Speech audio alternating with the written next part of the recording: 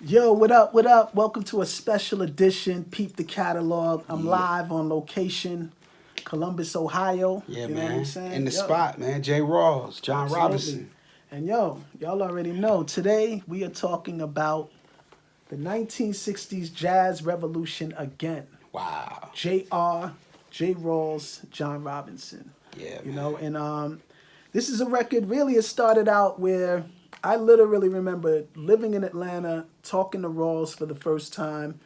Him telling me about how he even found out about Science of Life, being in New York, visiting, cooling with Kweli. They go to Fat Beats, piece to Fat Beats. Yeah, You and know he what I'm said saying? it. And Quali, he was like, yo, you got to have this record. And I'm like, well, what is it? And he was like, it's on Fondulum. That's Bobito's label. So that already intrigued me. I was like, oh, okay. No He doubt. said, group called Science of Life.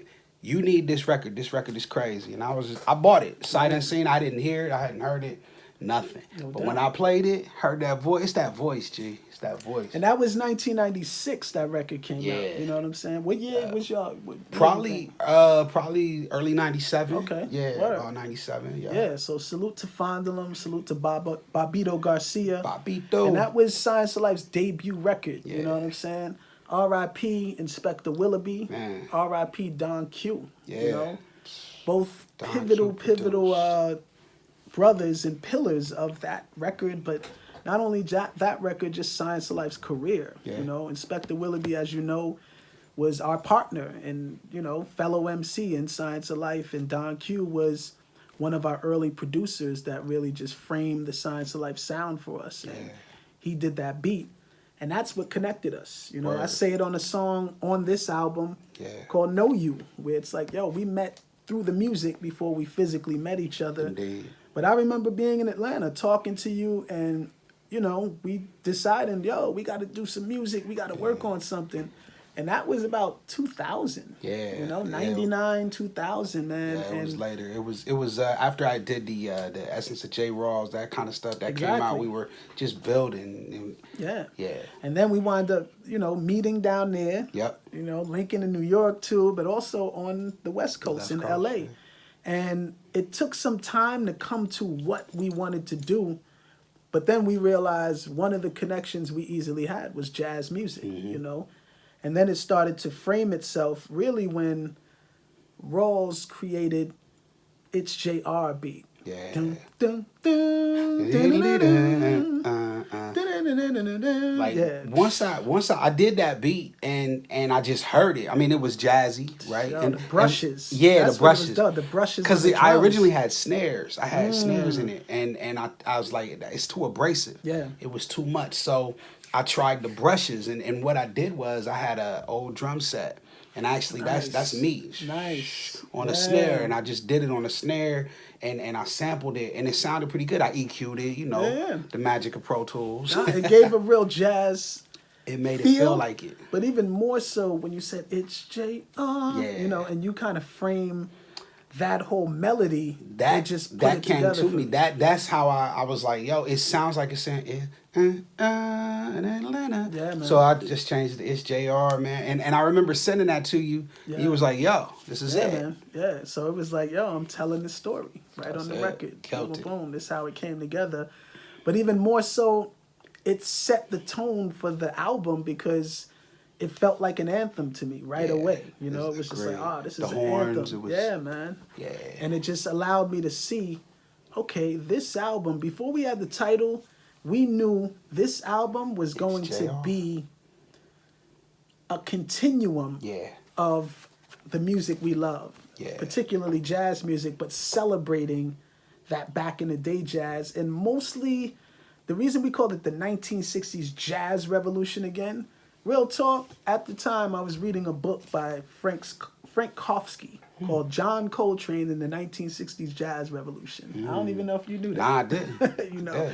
But that's where the inspiration comes from. And it was speaking about how there was a shift in jazz where it went from, the bebop to the hard bop to now entering in what we call spirit jazz, where cats were like putting more influence and more substance and integrity behind the music and the intentions of the music. And it was just like, this is a jazz revolution. People are simplifying the notes they played. Bebop was a real hard music to play, but as it ushered into the 60s, cats started simplifying the notes. And a lot of that was based on, shoot, Miles was one of the cats. A Kind of Blue album, that's what was the big phenom about A Kind of Blue. It's like the notes were simple. The notes were simplified, but it still had these ill textures to it. And I read that Miles was inspired by Ahmad Jamal. Wow. Yeah, he was very like intrigued by how Ahmad Jamal had so much space in between his notes. It was like, yo, how's he doing that? Doing that, yeah. You know, and he did too. That was a revolution with the sound, but even the times, you know, 1960s, man, cats was living through the real life Jim Crow era, civil rights era, you know. John Coltrane, Alabama happened because of, you know, the Birmingham church explosion with the 4 girls and all of these things, you know, Nina Simone, Mississippi Goddamn, and just all of these things stirring up in jazz, and it became a movement, you know, but it became more black musicians particularly embracing the fact that, yo, this is our music, you know, and we got to shine, and the world is paying attention now. Wow. You know, and that's part of it, but then that It's JR, when we put Tiff Page on there, That was it. that took it a step higher. We put them voting. Shout out Tiff Page. It's JR. Wow. Yeah, man. When she put that touch on there, it was like, okay, yeah, this is a record This now. is it. But then also, I got to give a shout out to the Liquid Crystal brothers. Yeah. You know what I'm saying? Yeah, B Jazz, Rod Yeah. Riley, Eddie Eddie Bear. Bear. They helped us frame it and really make it like jazz hop. No doubt. You know, and actually give it that real jazz feel and that feeling. Exactly. And all the live elements and the vibes you hear, you know. Yeah, definitely. Like straight up, the 1960s jazz revolution against song, those drums and just the keys and you know, that was like it really pulled out that element of like, wow, this is a mesh of samples, breaks, and live instrumentation. Exactly. You Jazz know, hop. and I got to give a special shout out to Eddie Bayard, man. When I met that brother, before I physically met him, you know, over the phone talking, he's like, bro, I got all your shit. I'm like, you ain't got all my records. Come on, man. Yeah, I met this dude. He pulled out my whole catalog, basically in physical form. I'm like, okay, we brothers forever now, because that's amazing. But yeah, man, shout out to the whole Liquid Crystal who just really helped glue this thing together. The Baptists, Yeah, you know, man. you introduced me to Rashad. Listen, man. Shoddy just was like, yo, I want to touch it. I love the idea. And he more than touched it. And he actually mixed the songs that he was on. Dope. Yeah. And he's on She's So Brilliant. Yes. Which is a dope song, you know. Just kind of building on the Queens. And then, of course, we make the rules, man. If you haven't heard this record, we make the yo, rules. stop playing, man. Yo, this joint is all stream over the that platforms. now. Like, listen. Push play on this joint today. You know, shout out to, well, I got to say this too. Rashad, thinking about it, I met Rashad before we worked together while living in L.A. No, that's right. You know, because he was working on his project. Yeah, and Sands was out there. Yeah. And connected me to Rashad. And not only was he working on his project, man, that brother's so humble.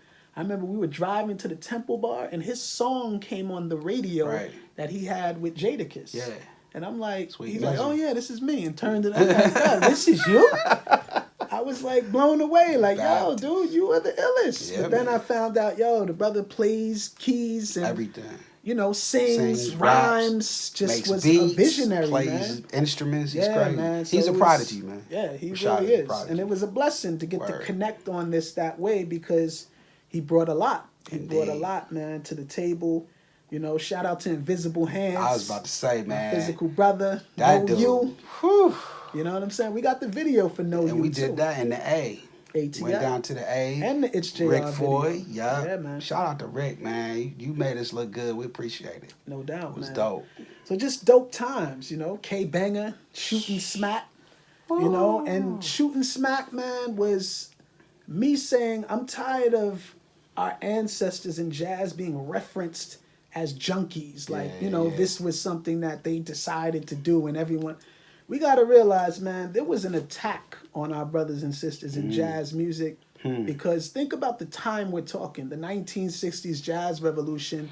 That was a time where you would see the rope in the middle of a concert and black people on one side, whites on the other. Yeah, that's crazy. Yo, cats didn't want that blend to happen. They didn't want their white daughters at these joints vibing with the musicians. Real talk. So guess what? What's the best way to shut that down? Take them out. Take them out. Knock them off their square. I just read an article recently talking about this FBI agent who was on Billie Holiday. And because she wouldn't stop performing Strange Fruit and the essence and meaning of it, he would purposely attack her and frame her. Follow her at shows, let someone sell her drugs, wait till she got to her hotel room, break in, find the drugs, and then she lose her cabaret license and can't perform. And then put her face and name all in the paper, mugshot, etc. All the way down to her deathbed, man. Like, literally, that's what killed her. That was one of the things that killed her. They were constantly framing her and attacking her, So that's what it really means. The 1960s jazz revolution, again, was really the continuum of looking back to move forward, celebrating that time, praising our ancestors in music, but more so celebrating the mindset of like, we brothers, we young, we in this hip hop, but we care about the music. You know what I'm saying? We're not just senselessly throwing these things around like they don't mean anything, man. People lost their lives. People put their whole self into the journey so that we could do what we do. Indeed. So I felt like it was only right for us to give back in this way.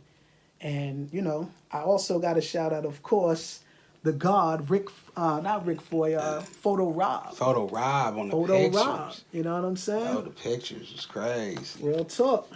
All the photos by Photo Rob. Crazy. I'll tell this classic story.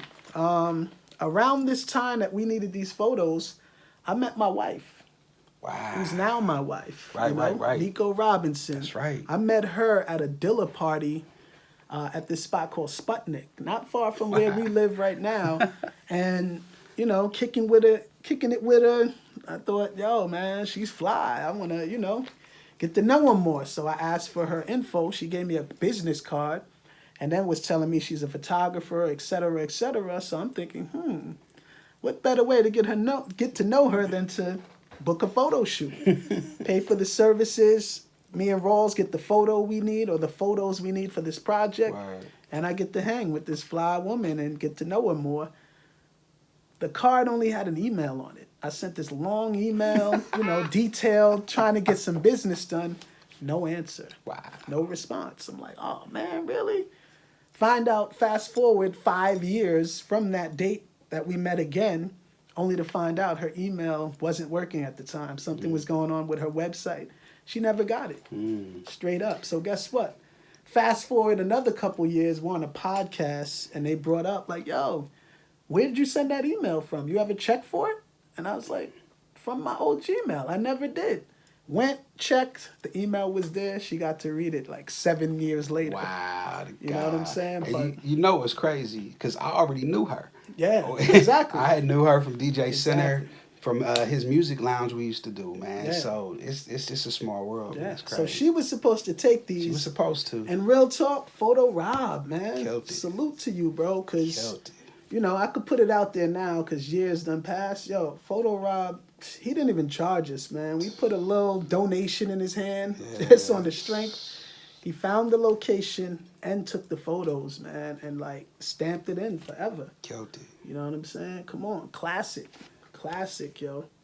Really had the brothers on that blue note, impulse. Yeah, just real classic. That jazz feel. Man. Word so up. we salute Photo Rob on that. Most definitely, man. Shout out to K Banger. Man. Woo. Shout out to Dominique LaRue. Yeah, man. The domestic violence joint. Exactly. Crazy, man. Yeah, man. Y'all Love Me that. Good. That was the Yeah. first time I met D. LaRue.